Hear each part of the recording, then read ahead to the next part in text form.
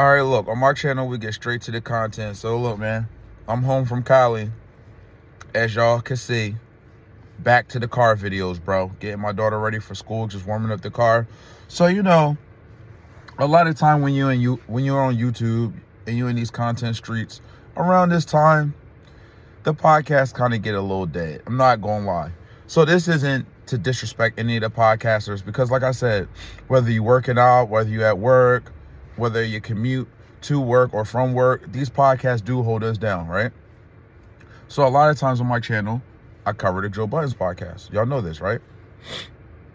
As the content is slowing up, we get to kind of know the cast more than we already do. Now, in my last video, I said, it's crazy how the people that cover the content are becoming better than watching the actual content. And I kind of still mean that. With the Joe Rogan podcast, you got a dude named Podcast Cringe that covers the podcast. Way better than the actual Joe Rogan podcast.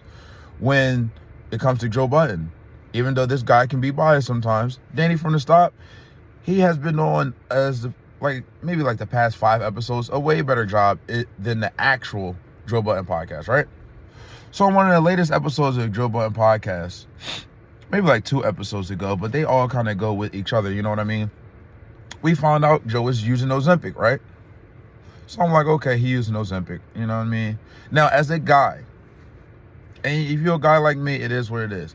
Even if you doing it how Joe doing it, it is what it is. I don't respect no dude using Ozempic. And I'm a person whose weight can go from 240 to 270, 280, bro. And then when I get to 280, I just grind it all the way down. Whether it's fasting, calorie counting, making sure I'm in a calorie deficit, stuff like that, right? And I'm not even no crazy in shape boy at all. Right now, I'm actually a little bit overweight. I got to get down, but I'm already dropping it, right? But it's damn. When you listen to the Joe Budden podcast a lot, you know what I mean? They have jokes and stuff like that. But sometimes, my grandfather said, it's a lot of truth told in a joke. So they'll call people some of the fans the brokies, and they'll troll, Joe Budden's a troll for people not having money and stuff like that. Yo, I hate to sound corny. Health is wealth, bro.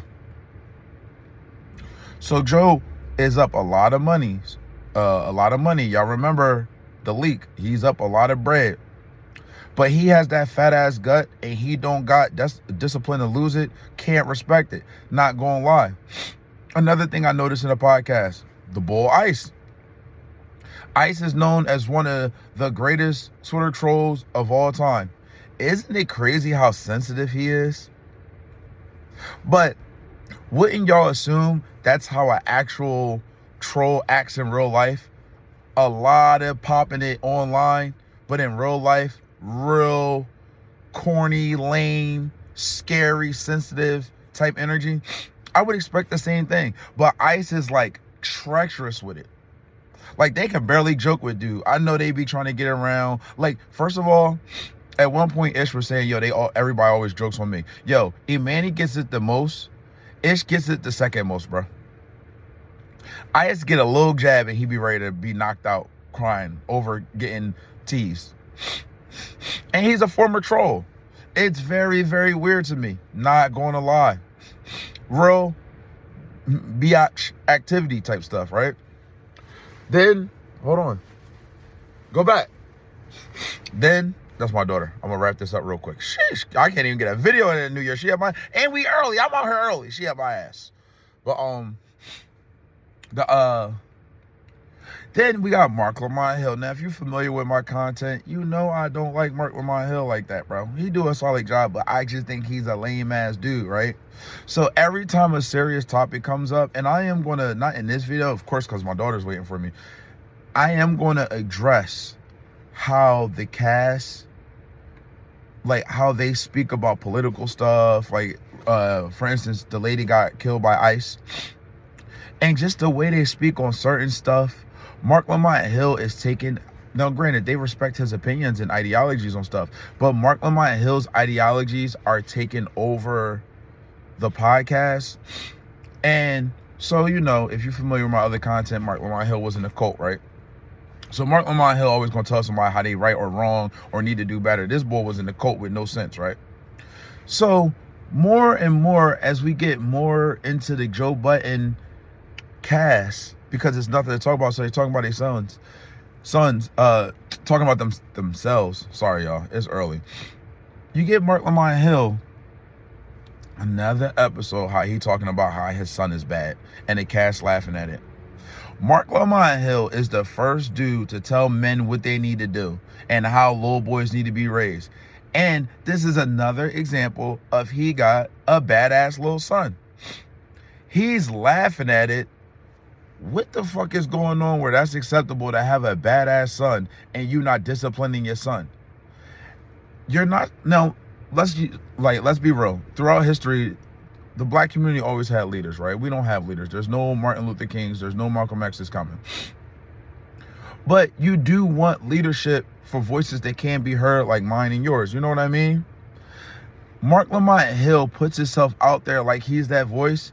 He's the furthest thing from anything like me and most dudes that I'm around.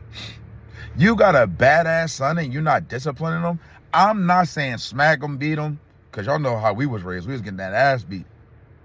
But why is it cool that your son terrorizing the school? Why is it cool that your son, everywhere he go, he being bad? But when a real topic comes up, you want to tell men what to do, or you want to tell men how to operate. Yo, this is non-respectful stuff. Even Joe Budden, I'm disappointed in dude. You feel like you're a representation of black men. He does. You taking those Ozempic instead of having pure discipline?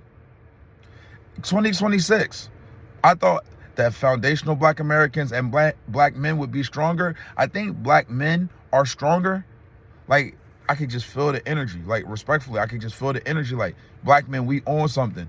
But the people online that represent black men, oh, they are getting weak as a bitch. And I don't mean a female. I'm just popping it. They are getting weak as hell. I'm going to highlight y'all in the next video. Like, subscribe, turn notifications on. I'm out.